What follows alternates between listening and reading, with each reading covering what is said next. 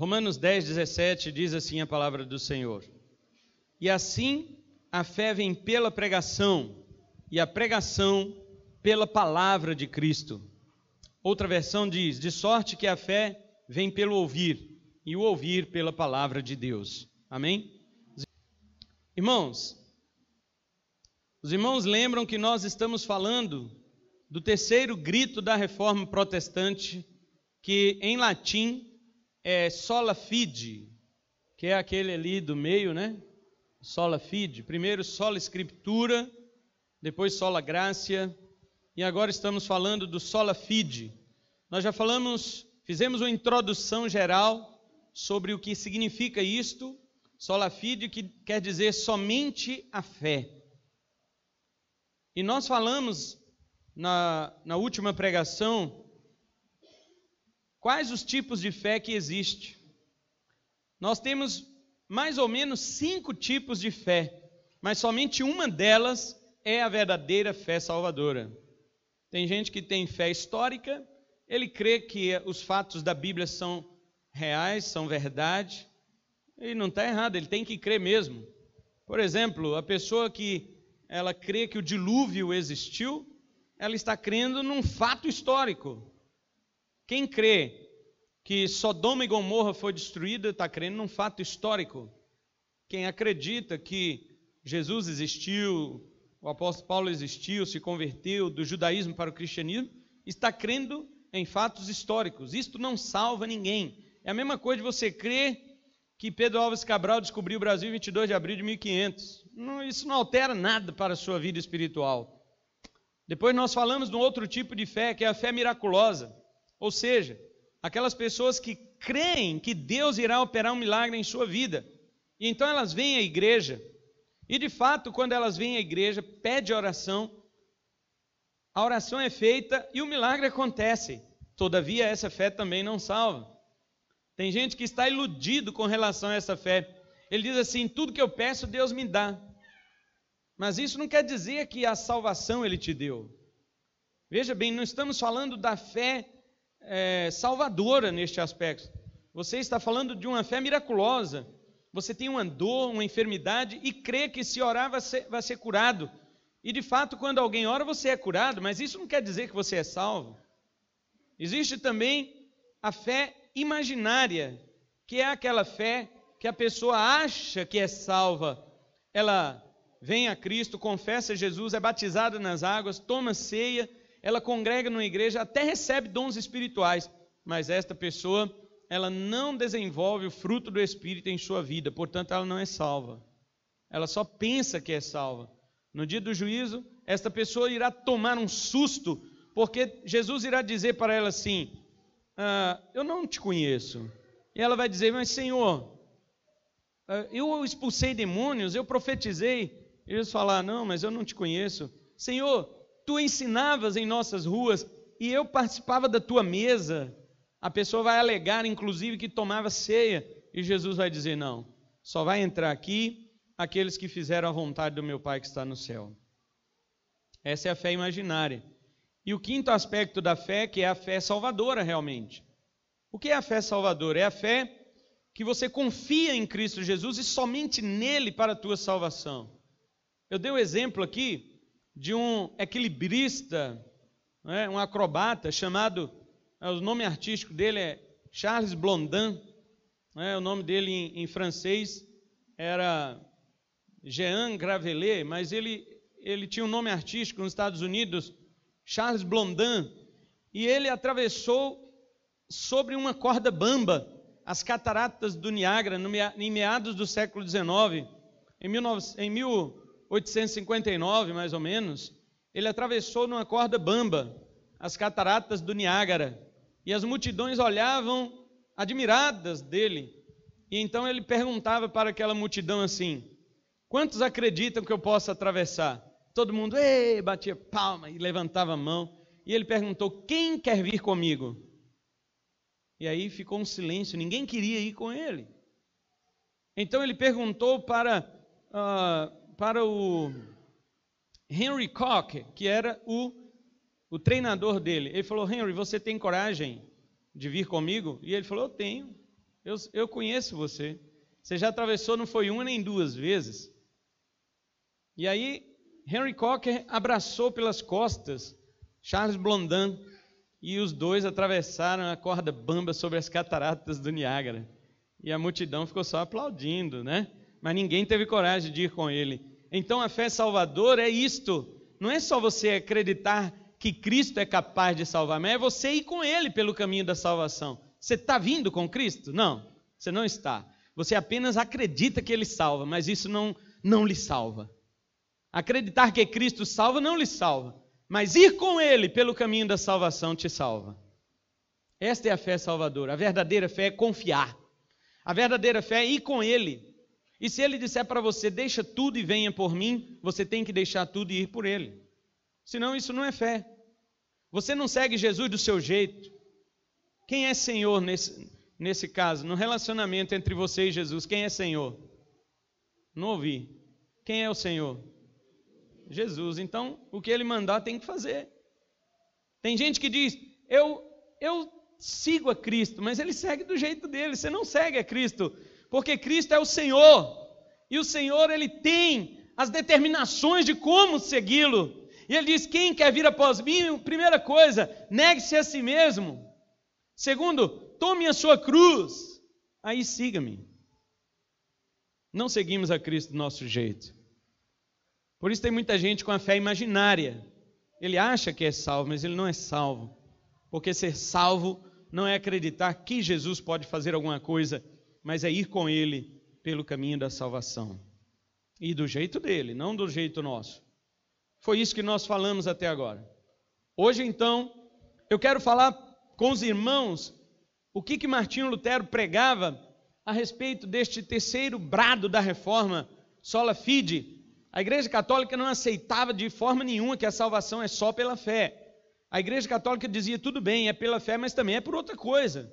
É pelo batismo, é pelo sacrifício de Cristo, é pelas boas obras, enfim, eles tinham outras coisas que associavam a fé para dizer, você é salvo. Mas Lutero bateu o pé e ele disse, não, somente pela fé é que nós somos salvos. Deus não aceita obra nenhuma. Deus, ele determinou que o meio pelo qual somos salvos é somente a fé. E aí foi onde a igreja rompeu com Lutero, como nós já conhecemos a história. Muito bem, hoje o que eu quero falar é de que maneira nos vem a fé salvadora. Já falamos de 5 tipos de fé, somente um desses 5 é a verdadeira fé salvadora, certo? Mas de que maneira você pode adquirir a fé salvadora? Vamos lá. O apóstolo Paulo, no texto que nós lemos, ele disse que a fé, ela vem pelo ouvir, e o ouvir pela palavra de Deus. Vamos meditar um pouco nisto aqui, meus irmãos. Quando você diz para mim, eu creio em Deus, olha bem, não é uma frase muito comum isto? As pessoas dizem, eu creio em Deus. Pergunta nessa rua inteira aqui, se bem que hoje está uma modinha de ateu, né? Tem uns bestas aí achando que são inteligentes ser ateu. Mas a Bíblia diz que é besta. Salmo 14, verso 1 diz, diz o besta no seu coração, não a Deus. Não sou eu que estou dizendo, é a Bíblia. Os ateus, eles não são inteligentes. Eles podem ser inteligentes em outras áreas que estudaram. Então, não estamos dizendo que humanamente eles não sejam inteligentes, eles são.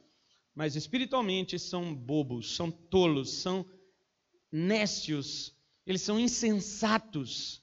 Eles não têm razão espiritual, diz a Bíblia em Salmo 14. Então, quando um ateu ele quer discursar sobre Deus, quando ele quer falar sobre a não existência de Deus, ele está entrando num terreno que não lhe pertence.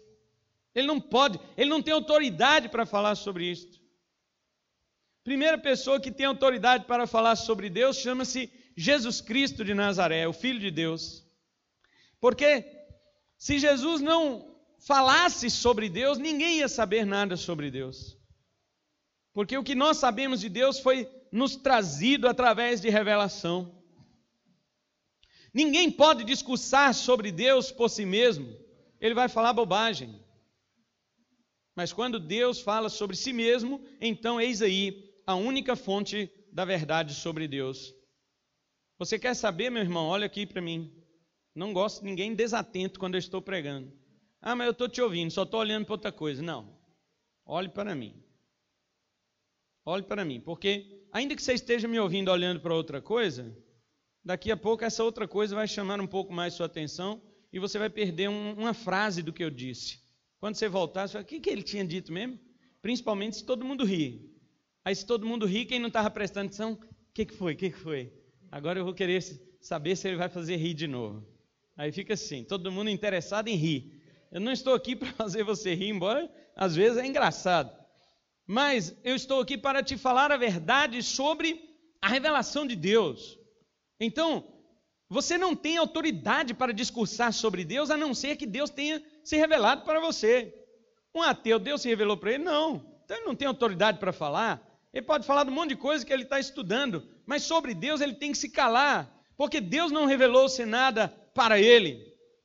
Deus não trouxe nenhuma revelação especial para ele, então ele não tem moral para falar absolutamente nada sobre Deus. Portanto, um ateu, quando começa a falar sobre a negação da existência de Deus, ele já começou errado o seu discurso. Agora estamos falando para pessoas que dizem que creem. Vamos lá. O ateu nós já excluímos aqui deste aspecto da pregação.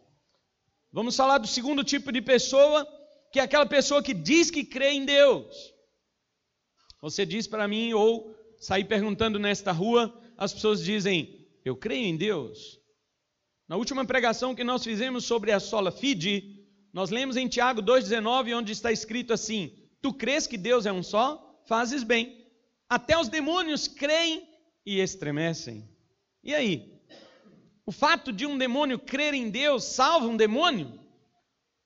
O fato de um demônio se estremecer diante de Deus vai salvar esse demônio no dia do juízo? Claro que não. Portanto, dizer que crê em Deus também não resolve absolutamente nada para a sua vida.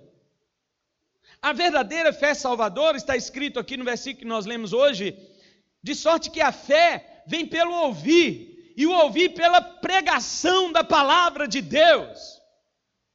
Você jamais pode dizer que crê se você não tiver ouvido, se você não tiver recebido, lido, ou através de Libras, os que têm deficiência auditiva. Você jamais pode dizer que creu se você não tiver recebido algo que seja desta revelação, que se chama Palavra de Deus. Veja, irmãos, está em sua mão a Bíblia. Deixe-me dizer algo pequeno sobre a Bíblia. A Bíblia é o único livro do planeta, que contém a verdade revelada de Deus para nós. Não existe mais nenhum. Todos os demais livros são fruto do pensamento humano. Apenas a Bíblia é fruto do pensamento de Deus. Portanto, se alguém quer falar algo sobre Deus, ele tem que conhecer a Bíblia. Fora da Bíblia, não há revelação especial de Deus. Veja, eu não estou dizendo que não há revelação. Eu só disse que não há revelação especial. Mas qual outra revelação além da especial que existe? A revelação natural, que é da natureza. Tudo que você olha para a natureza, o cosmos, a criação, os rios, as árvores, você olha o clima, toda a criação, ela diz que há um Deus Criador. Salmo 19, os céus proclamam a glória de Deus e o firmamento anuncia a obra das suas mãos. Portanto, esta revelação natural mostra que há um Criador. Porém, esta criação de Deus não mostra muitos atributos de Deus. Ela mostra o poder de Deus. Ela mostra a inteligência de Deus. Mas, por exemplo, ela não mostra o amor de Deus. Como que a natureza vai mostrar o amor de Deus? Ela não mostra. Ela mostra harmonia, inteligência, poder, sabedoria, mas não mostra o amor. Então você conhece algo de Deus pela natureza, mas não tudo. Mas você conhece tudo que você precisa de Deus pela revelação escrita, que é a revelação especial que se chama a Bíblia. E fique atento a isso. Somente a Bíblia contém a revelação de Deus. Então deixe-me dizer uma coisa para você. Se você vai ao Espiritismo e eles falam alguma coisa espiritual para você interessante, você está sendo enganado. Porque eles não estão falando de acordo com a única revelação de Deus. Eles estão falando com espíritos de mortos. Eles estão falando com supostamente espíritos de mortos que apareceram para eles e disseram algumas coisas para que eles creiam, para que eles ajam em relação àquilo. Portanto, se você recebe uma mensagem espírita, você está sendo enganado. Mas você está falando mal das religiões. Eu digo para os irmãos, eu respeito todos os religiosos. Não tenho nenhum problema. Eu respeito todos os religiosos. Mas eu não posso dizer que todas as religiões estão certas. Se eu disser isso, eu estou blasfemando contra Deus. Eu só posso dizer o que a Bíblia diz. E a Bíblia diz que a única religião certa, ela se chama Jesus Cristo, porque Ele foi que revelou a Deus. Fora de Jesus Cristo não há revelação verdadeira, é tudo mentira. Se eu disser que é verdade, eu estou blasfemando contra Deus. E eu prefiro que os homens me crucifiquem a ir contra meu Deus. Se você recebe uma mensagem espírita e acredita nela, você está acreditando na mentira. Se você recebe uma mensagem budista e acredita nela, está acreditando na mentira. E qualquer outra religião deste mundo, não interessa quantas são, se você recebe uma mensagem dela e acredita, Testemunho de Jeová, Mormons, Espíritas, qualquer outra religião que você imaginar, você está sendo enganado. E se você acredita, você está indo pelo caminho do engano. O apóstolo Paulo está dizendo que a fé, ela vem pelo ouvir, mas o ouvir pela palavra de Deus, não por outro meio, não por outra religião. Pastor, você está sendo exclusivista. Não eu. Deus é exclusivista. Deus é exclusivista porque Ele é único. Deus é um só. As pessoas dizem isso nas religiões. Não, vamos viver em paz porque Deus é um só. Tudo bem, eu estou em paz. Graças a Deus, estou em paz com Deus, mediante Cristo Jesus, pela fé. Mas o problema é que porque Deus é um só, não significa que tudo que se diz sobre Deus seja verdade. Se Deus é um só, existe apenas uma coisa que fale a verdade sobre Ele, e isto se chama Bíblia Sagrada. E acabou. Era isso que eu queria dizer para vocês sobre a Bíblia.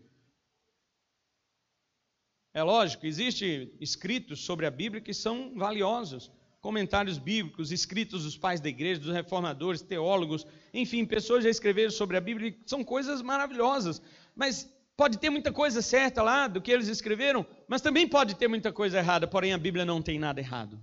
A Bíblia é a revelação inerrante de Deus. Entenda isso. Entenda isso. Aí você então me pergunta, mas pastor, por que então nem todos creem? Se a fé vem pelo ouvir, tem um monte de gente que ouve. A palavra de Deus, ela é anunciada e as pessoas... Por que muitos não creem? Não vem essa pergunta até nós? Porém, deixe-me responder com uma palavra de Jesus. Eu quero voltar algumas páginas. Se você for rápido em sua Bíblia, volte também.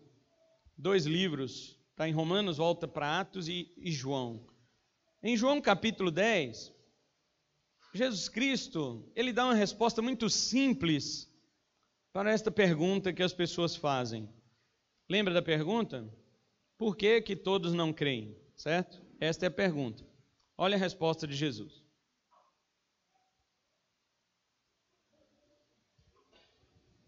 João capítulo 10, versículo 26, Jesus diz assim: mas vós não credes porque não sois das minhas ovelhas. Está respondido, irmãos? Existe alguma resposta mais clara do que esta? Ironicamente, estes judeus aqui que Jesus está falando com eles, lá no capítulo 8, verso 30, voltem mais 2 páginas, leia no capítulo 8, verso 30, você vai ver escrito assim: ditas estas coisas, muitos creram nele. Esses judeus creram em Jesus. Esses aqui que Jesus está falando que eles não podem crer, O texto aqui diz que eles creram em Jesus, mas olha o verso 46 e 47. Jesus fala assim para eles. Jesus fala: quem dentre vós me convence de pecado? Ninguém podia convencer Jesus de pecado, porque Jesus não pecou, nunca pecou. Se vos digo a verdade, por que razão não me credes? Quem é de Deus ouve as palavras de Deus, por isso não me dais ouvidos, porque não sois de Deus. E eles vão dizer, mas nós somos filhos de Abraão. E no 44 Jesus diz para eles assim, Jesus fala, vós sois do diabo, vocês não são de Abraão, vocês são do diabo. O diabo é o pai de vocês, e vocês querem satisfazer os desejos dele. Ele foi homicida desde o princípio e nunca se firmou na verdade, porque nele não há verdade. Quando o diabo profere mentira, fala do que lhe é próprio, porque ele é mentiroso e pai da mentira. Mas porque eu digo a verdade, não me credes. Você quer ser popular? Fale a mentira. Você quer ser popular, um pregador popular entre as pessoas? Fale aquilo que as engana. Mas se você falar a verdade, elas não haverão de crer. Elas não creram em Jesus, elas vão crer em mim. Isaías mesmo, no capítulo 53, ele começa: Senhor, quem deu crédito à nossa pregação? A quem foi estendido o braço do Senhor? Esta profecia se cumpre em Jesus, porque Jesus pregava a verdade e as pessoas não criam nele. Mas Jesus disse muito bem claro por que essas pessoas não criam em Deus. Se Jesus deixou claro, não precisa a gente especular. Jesus disse duas coisas: vocês não creem porque vocês não são de Deus. E segundo, vocês não creem porque vocês não são minhas ovelhas. Os arminianos, como um teólogo chamado George Reich, ele chegou a dizer o seguinte sobre este versículo de João 10, 26. Ele disse assim: o significado seria mais simples se as orações fossem invertidas. George Reich está querendo dizer que se Jesus... Volta lá no 10, 26. Vamos inverter o versículo para agradar George Reich. Vamos inverter o versículo 26. Está escrito assim: vós não credes porque não sois das minhas ovelhas. Mas George Reich disse que se tivesse invertido seria mais fácil. Então vamos inverter para agradá-lo. Diz: vós não sois minhas ovelhas porque não credes. Aí ficou mais fácil. O dia que você crê, você vira ovelha de Jesus. Você não é ovelha de Jesus porque você não creu, mas o dia que você crê, você vai virar uma ovelhinha bonitinha, branquinha, peludinha de Jesus. Mas não foi isso que Jesus falou. Infelizmente, ou felizmente, infelizmente para George Reich e todos os outros que acham que podem se tornar ovelhas de Jesus. Mas Jesus Cristo, o que ele diz, não é aceitável aos ouvidos humanos. Jesus não disse, vocês não são minhas ovelhas porque não creem. Ele diz, vocês não podem crer. É impossível vocês creem porque vocês não são minhas ovelhas. Jesus está dizendo, nunca vocês vão crer. Só vão crer quem é a minha ovelha. E outra, deixa eu me dizer uma coisa, porque isso parece um filme de terror. Quando se prega sobre isso, que as pessoas pulam versículos para pregar. Vocês já repararam isso? As pessoas pulam versículo para pregar. Só prega o que agrada os ouvintes. E quando tem um versículo como este, que causa no nosso cérebro um nó, as pessoas não pregam. Mas deixe-me dizer uma coisa aqui para você. Se estivesse em nosso poder de dizer assim, o dia que eu quiser crer, eu me tornarei uma ovelha de Jesus. Meus irmãos, ninguém seria ovelha de Jesus, porque a questão aqui não é somente que ninguém pode, mas também porque ninguém quer. Deixe-me dizer aqui uma coisa para você. Como um pecador que se chafurda no pecado, na lama do pecado e gosta disso, como ele vai negar tudo isso por amor de Jesus? Me diga. Nunca. Isso só pode acontecer se Jesus Cristo realmente transformar o coração dele daquele homem que gosta de rolar no pecado para uma pessoa que gosta de se envolver nas coisas espirituais. Pode observar isto. Aí você fala, não, mas eu já vi gente que estava afundada no pecado e de repente ele enjoou daquilo e ele quis vir para Jesus. Amém? Eu também conheço. Mas estas pessoas, quem fez enjoar foi Deus. Foi Deus, o Espírito de Deus, que fez com que elas tomassem nojo do pecado e agora elas se sentem prazerosas na presença de Deus. Foi Deus que fez isto.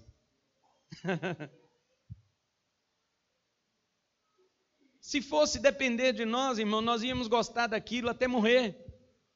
Um porco, ele vai gostar da lavagem, da lama até morrer.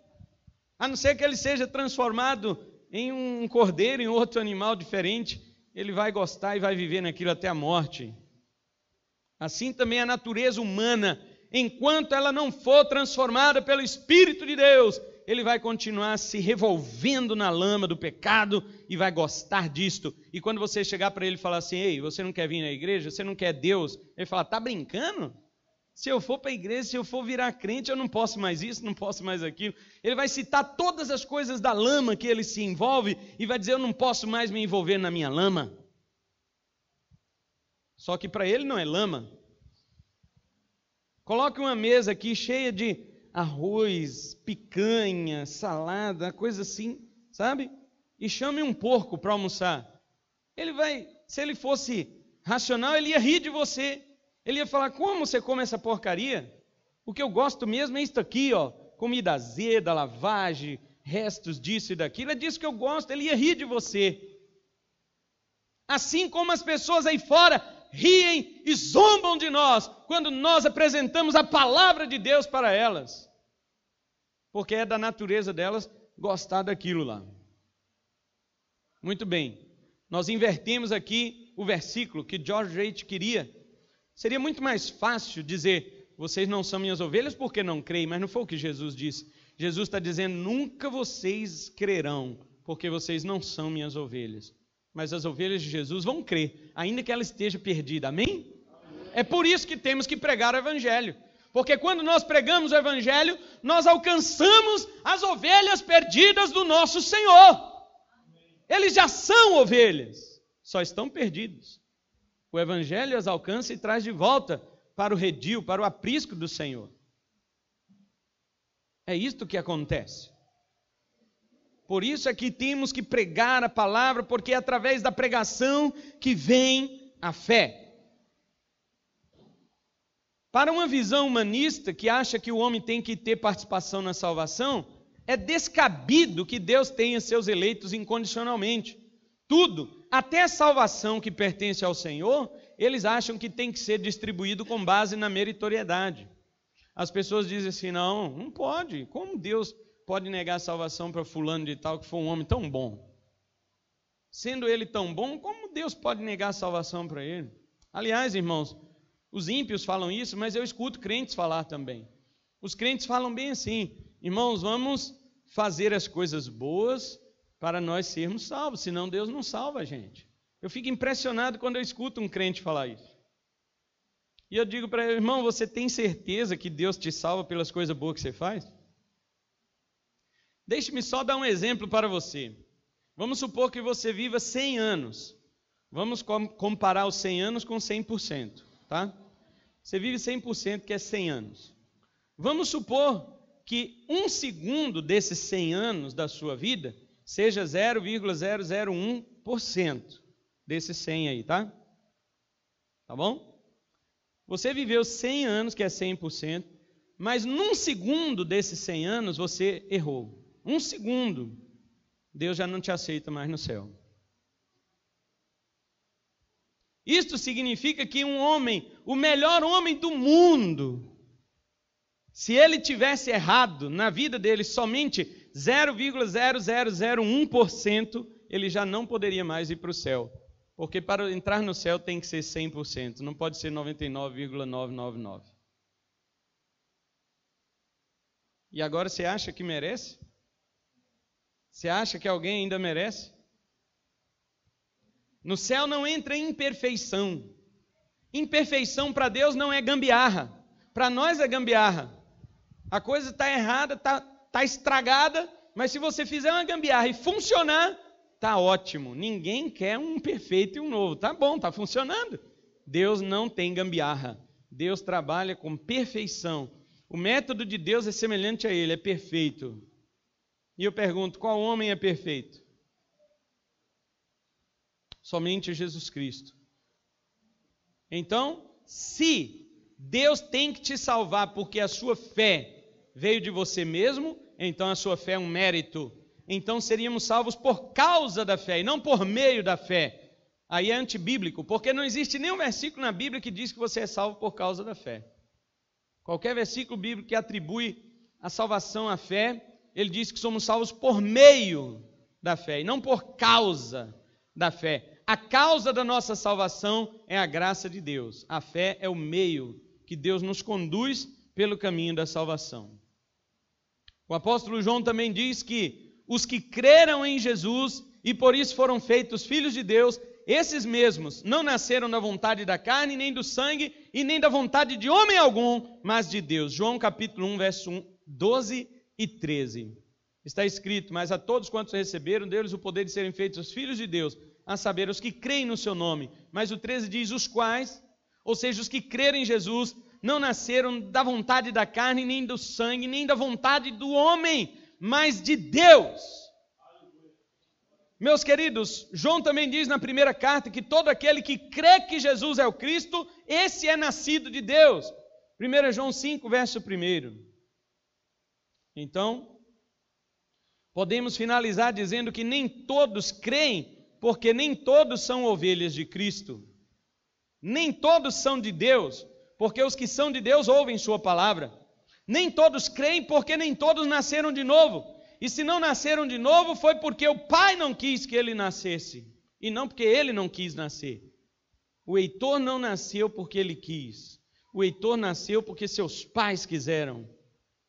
Espiritualmente é a mesma coisa. Você não nasce de novo se você quiser. Você nasce de novo se Deus quiser.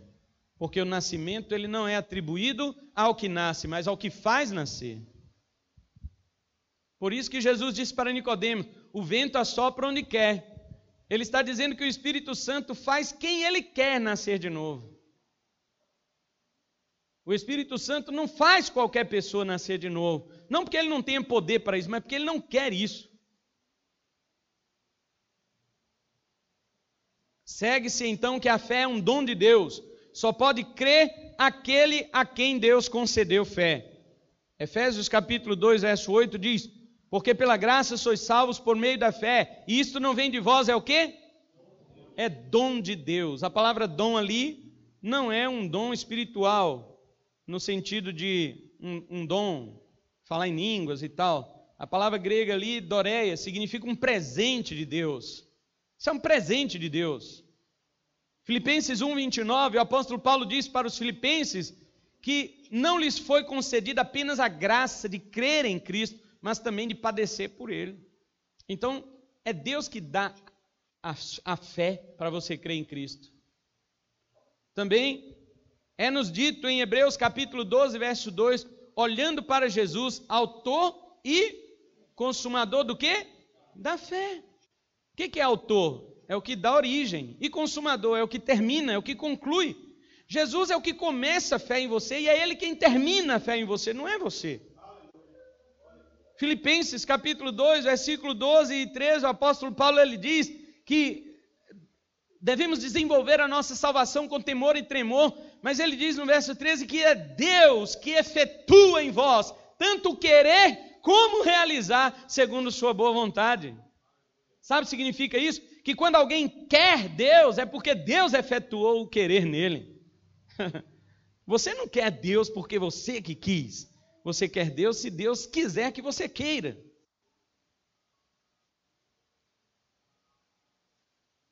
Então, o arrependimento também vem junto com a fé. Ele é dado por Deus. Atos 5, 31. Romanos capítulo 2, verso 4, o apóstolo Paulo diz, você ignora que é a bondade de Deus que te conduz ao arrependimento? Irmão, deixa eu te perguntar, você acha que se não fosse a bondade de Deus, você ia se arrepender? Jamais, porque os homens não se arrependem daquilo que fazem, a não ser que a bondade de Deus entre em ação. Hoje os homens estão muito piores do que antes. Antigamente a pessoa matava e ela dizia, eu me arrependo disso que eu fiz. Mas hoje elas não se arrependem mais. Você assiste as entrevistas, as pessoas dizem, se eu tivesse a oportunidade, eu faria isso de novo. Eu mataria de novo. É somente a bondade de Deus que pode conduzir uma pessoa ao arrependimento. Charles Spurgeon, ele conta num livro dele que uma vez ele estava numa igreja e o pregador falava um monte de coisas que não tinha muito a ver com a Bíblia e ele nem estava acreditando no pregador. Então ele ficou pensando lá no banco em vez de ouvir a mensagem do pregador. Ele falou, deixa eu pensar em outras coisas, porque esse cara não está falando nada de Bíblia. Então ele começou a pensar consigo mesmo e ele fazia as seguintes perguntas para ele mesmo. Ele diz, como você veio a ser um cristão? Aí ele mesmo respondia, eu busquei o Senhor. Mas aí ele perguntava, mas como que você veio buscar o Senhor? Aí ele mesmo respondia, porque a verdade lampejou em minha mente. Eu não teria buscado a menos que houvesse alguma influência prévia em minha mente para me fazer buscar. Então eu orei. Mas aí ele perguntou de novo, como que você orou? Aí eu fui induzido a orar pela leitura das Escrituras. Então ele perguntou outra vez, mas como você veio a ler as Escrituras? Eu li. Mas o que me levou a fazer isso? Aí quando ele viu que não tinha mais resposta, ele chegou a um momento em que viu que Deus estava por trás de tudo aquilo e que Deus era o autor de sua fé. E então toda a doutrina da graça se descortinou diante dele. E essa doutrina, diz ele no livro, não me afastei dela até hoje e eu desejo que seja minha confissão constante. Eu atribuo a minha mudança inteiramente a Deus. Os crentes que acham que vieram a crer em Cristo por si mesmos, quando entrarem no céu vão dar uns tapinhas nas costas de Jesus. Não fez mais do que sua obrigação me salvar. Porque o Senhor tinha a intenção de me salvar, mas eu que quis. Se eu não quisesse, o Senhor não poderia fazer nada. Não é assim que os pregadores falam? Irmão, se você não quiser, Deus não pode fazer nada. Porque Deus é um cavalheiro, Ele não vai destruir a sua porta. Deus bate na porta. É o diabo que chega destruindo. Então eles dão um poder ao diabo que ele não tem. Mas na verdade, o poder de Deus é tão mais profundo do que qualquer imaginação humana, que quando a palavra do Evangelho vai entrando no seu coração, não é que Deus vai arrebentar a porta do seu coração. Deus vai trocar seu coração.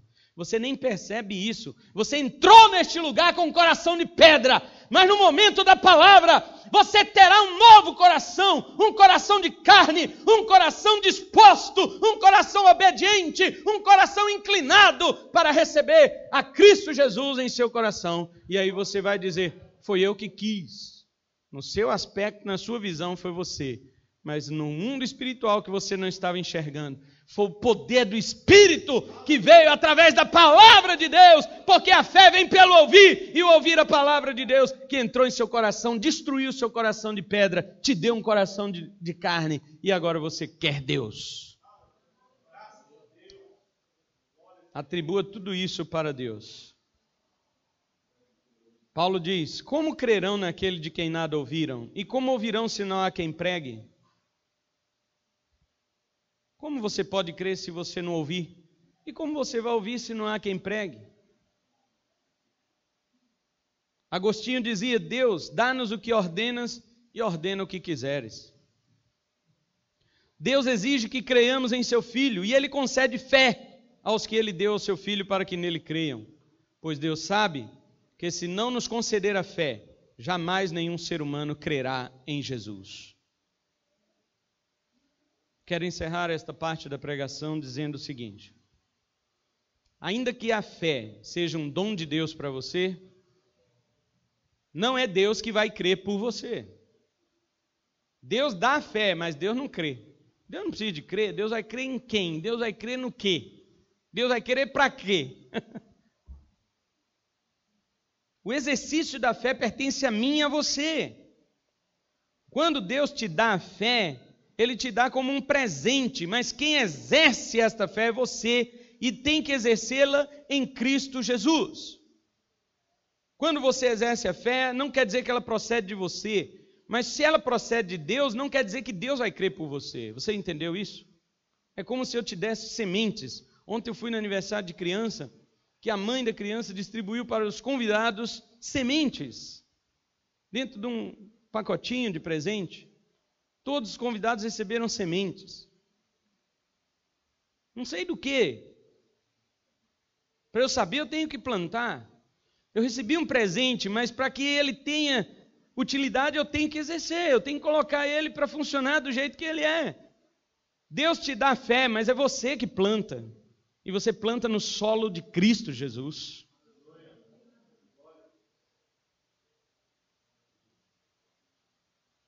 Então eu quero perguntar hoje à noite, para encerrar esta palavra,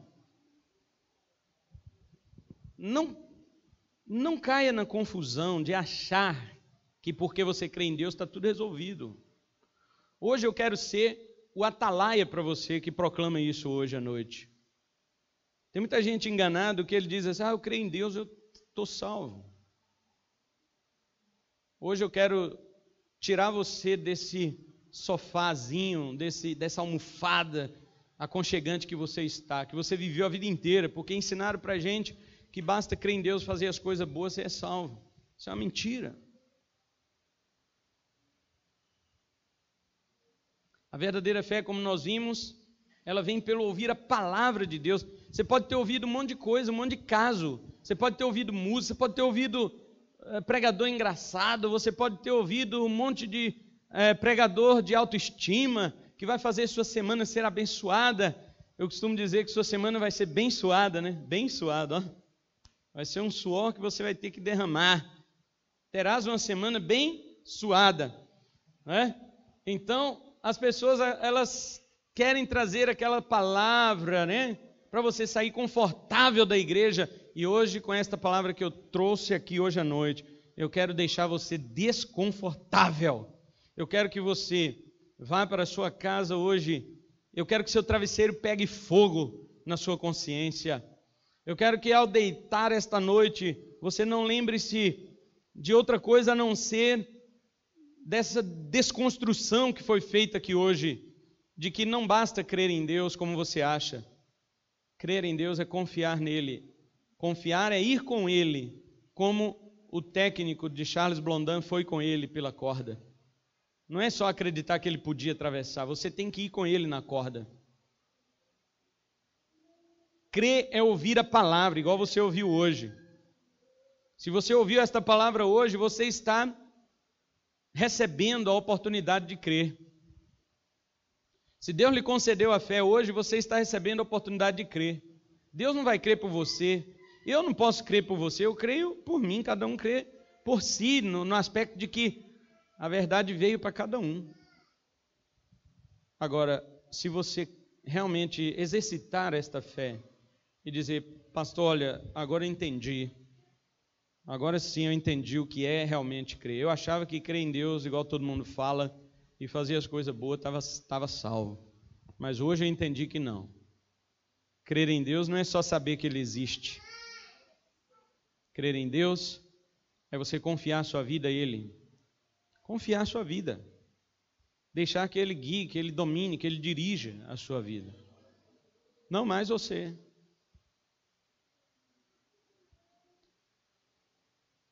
Existe alguém hoje aqui nesta noite que quer fazer esta decisão, essa mudança radical em sua vida hoje? Hoje eu entendi o que é crer. Eu não sabia disto, mas hoje eu quero crer em Jesus. Levante sua mão se você quer isto hoje.